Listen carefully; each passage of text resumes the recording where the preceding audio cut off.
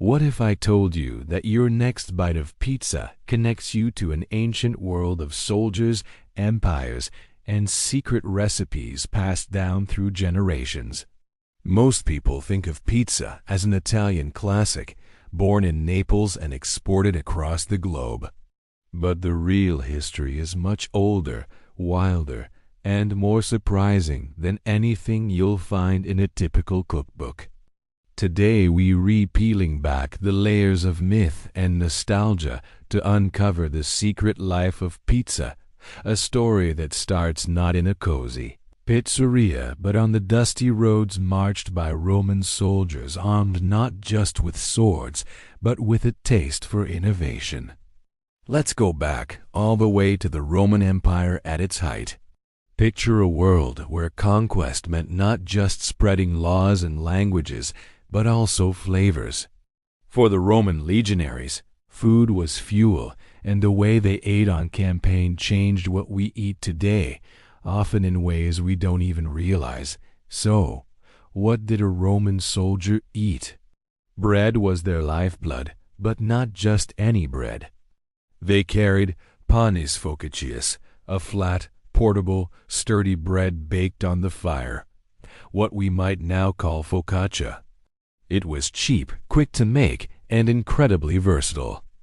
When hunger struck and supplies were low, these flatbreads became canvases for whatever a soldier could scrounge: olive oil, herbs, bits of cheese, wild onions, even small pieces of salted fish. In the hands of a hungry legionary, necessity turned into innovation. And this improvisational approach to food was the first secret recipe in pizza's long history. But why stop at bread? The Romans were obsessed with sauces, seasonings, and mixing flavors. They pioneered garum, a fermented fish sauce poured over everything from grains to vegetables. Imagine today's anchovies on a pizza. Roman soldiers would probably have called that child's play. Their secret? Layering bold, umami flavors onto bland staples to make even the simplest meal taste extraordinary. Fast forward a few centuries. The Roman Empire falls, but its foodways don't disappear. They evolve, spreading throughout the Mediterranean and beyond. As centuries pass, these flatbreads with toppings morph and adapt, merging with local traditions, from the Middle Eastern pita, topped with lamb and spices, to the Jewish matzah or the Greek plakis. Each civilization adds its own twist, but the core idea remains: take bread, make it better with what you have, and share it with others. But there's another layer to the story: the secret recipes themselves. Because pizza wasn't just a random accident of hungry soldiers. It was also the product of culinary secrecy, rivalry, and pride. Ancient cooks guarded their spice blends and preparation methods.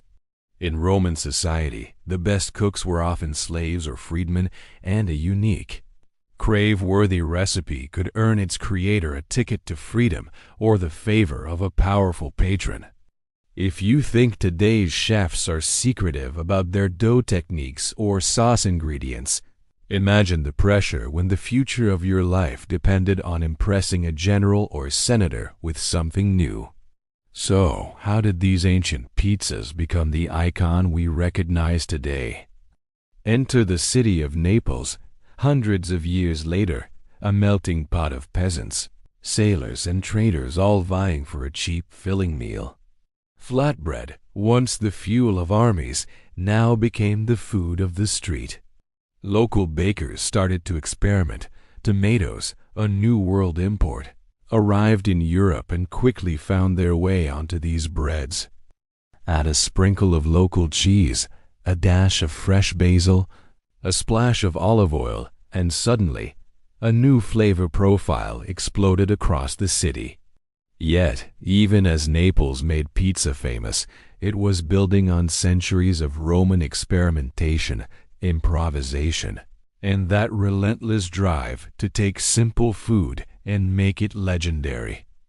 But here's the twist that almost no one talks about. The pizza we eat today is a living relic of the Roman legionaries' survival mindset. Every bite is layered with the ingenuity of soldiers who had to make do, the secrecy of cooks who bet their fortunes on the perfect combination of ingredients, and the restless spirit of a city that never stopped innovating.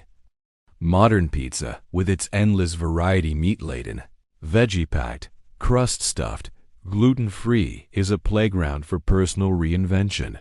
But its DNA's pure, ancient adaptation. Even the act of sharing pizza today echoes ancient traditions. Romans gathered around communal bread, breaking it together to mark deals, mourn losses, or celebrate victories.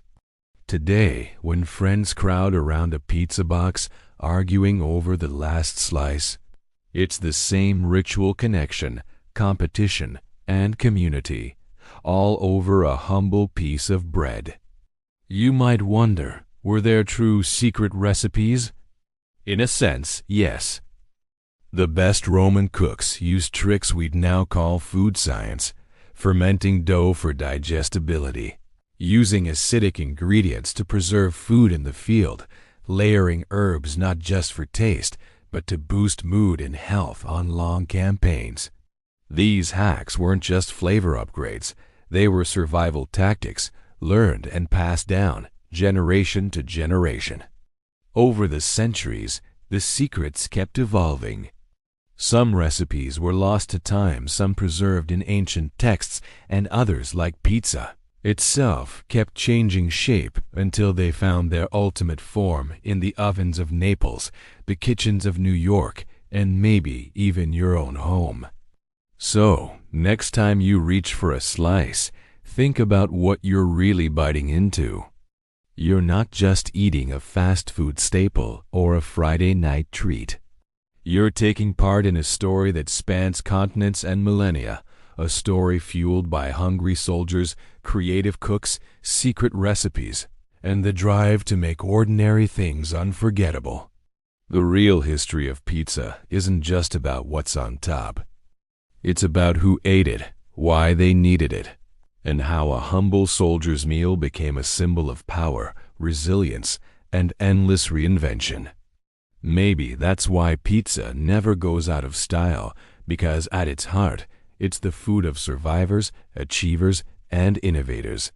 It was never just about the toppings. It was always about the story, and now you're part of it.